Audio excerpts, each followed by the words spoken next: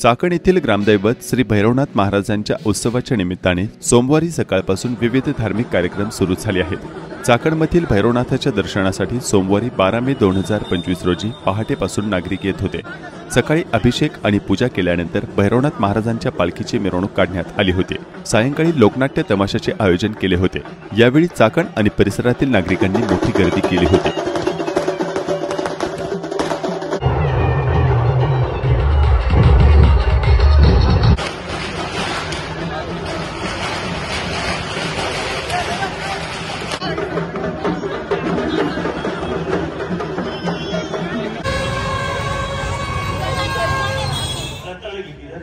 मावशी माझा तुला खऱ्या खोटं उपास होता।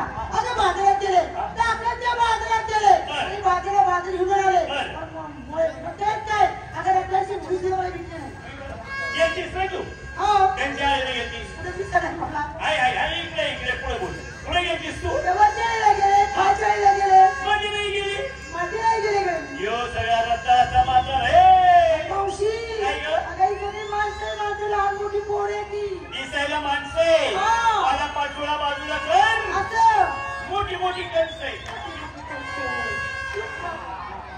चिमणी पाणी पिका डुबून मारून मुका देणार तो कृष्णा तो त्याला चुकून जायचं आपल्याला